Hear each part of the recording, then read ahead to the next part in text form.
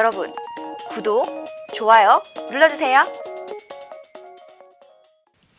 시청자 여러분 안녕하십니까? 비즈니스투데이 조은주입니다. 4월 29일 경제뉴스 전해드립니다. 삼성전자가 코로나의 전 세계적 확산에도 불구하고 스마트폰 갤럭시 S20 판매와 OLED 거래선 확대 등으로 올해 1분기 전년 동기 대비 소폭 증가한 영업이익을 기록했습니다. 삼성전자는 29일 연결 기준 올해 1분기 매출 55조 3,300억 원, 영업이익은 6조 4,500억 원이라고 공시했습니다. 디스플레이와 가전 사업에서 비수기 영향에 더해 코로나에 따른 시장 위축으로 전분기 대비 매출과 영업이익은 각각 7.6%, 9.96% 감소했습니다. 회사는 1분기 코로나 영향으로 전분기 대비 7.6% 하락했고 전년 동기 대비로는 서버와 PC용 부품 수요 증가 등으로 5.6% 증가했다고 설명했습니다. 이어 2분기는 주요 제품 수요에 따른 코로나 영향이 본격화되면서 전분기 대비 실적이 하락할 것으로 전망했습니다. 현대자동차가 도심항공 모빌리티 기술 개발을 위한 인재 채용에 나섰습니다. 도심항공 모빌리티는 개인용 비행체를 활용하는 새로운 모빌리티 솔루션으로 도심항공 모빌리티 분야의 채용은 국내에서 현대차가 처음입니다. 현대차는 29일부터 5월 13일까지 2주 동안 현대차 채용 홈페이지를 통해 온라인으로 접수받고 있습니다. 현대차 관계자는 이번 채용으로 도심항공 모빌리티 기술 연구 및 기술 개발에 박차를 가해 2028년까지 시장에 진입할 계획이라고 말했습니다. 코로나 영향으로 지난달 국내 산업 생산이 3개월 연속 줄었습니다. 소비도 3개월 연속 감소세를 보였으나 투자는 오름세로 전환했습니다. 통계청이 29일 발표한 3월 산업활동 동향에 따르면 지난달 전 산업 생산 지수는 전월보다 0.3% 감소했습니다. 전 산업 생산은 지난해 9월 이후 증가세로 돌아섰지만 코로나가 발생한 1월 다시 마이너스를 기록했습니다. 통계청은 코로나 영향이 2월 이후 산업 동향에 가장 크게 미치고 있다며 미국과 유럽 영향이 제한적인 상황에서 지난달 부품 수급 문제로 안 좋았던 자동차가 해결되고 개소세 인하 정책 효과로 광공업 생산이 많이 좋아졌다고 설명했습니다. SSG.com이 온라인에서도 여러 명이 함께 장바구니를 공유하며 장을 볼 수 있는 서비스를 도입했습니다. SSG.com 회원이 장바구니를 만들고 메신저로 링크를 보내 구성원을 초대하면 함께 장보기가 시작됩니다. 초대 링크는 최대 19명에게 보낼 수 있으며 SSG.com 회원이 아니어도 이 링크를 받아 함께 장을 볼 수 있습니다. 다만 결제는 장바구니를 만든 SSG.com 회원만 할 수 있고 물건들도 한 곳의 주소지로만 배송됩니다.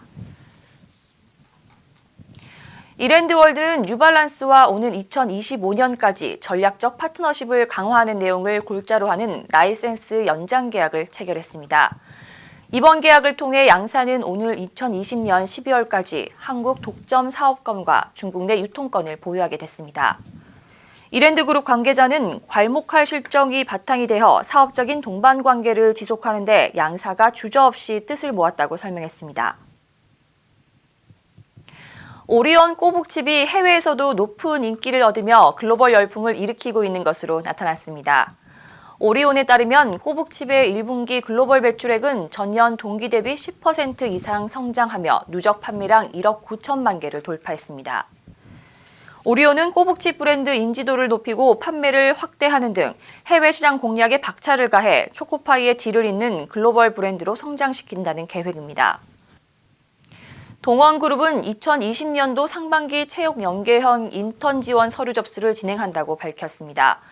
서류 접수는 오는 29일부터 다음 달 19일까지로 분야는 영업과 생산, 물류, 건설, IT, 마케팅 등입니다. 채용 연계형 인턴은 4주 동안 진행하며 실습 종료 후 경영진 면접 후 정규직 채용 여부를 결정할 예정입니다.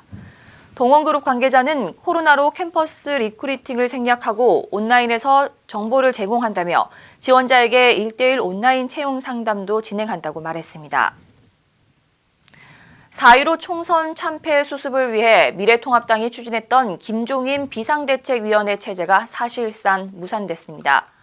이 과정에 당 안팎의 대선 주자와 당권 주자들이 조직적으로 개입했다는 의혹이 제기되면서 중진 기득권 수호에 당 혁신 기회가 다시 좌절됐다는 비판이 제기되고 있습니다.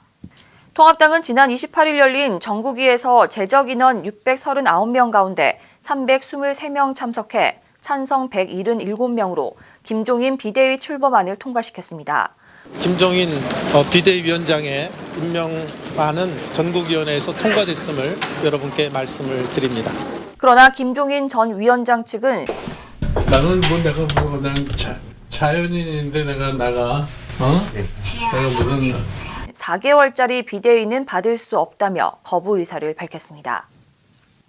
채널A 기자와 검사장 간 통화 논란을 수사 중인 검찰이 이를 첫 보도한 MBC와 의혹 당사자인 종합편성채널 채널A에 대해 동시에 압수수색 영장을 청구했지만 법원이 MBC는 기각하고 채널A만 발부한 것으로 확인됐습니다.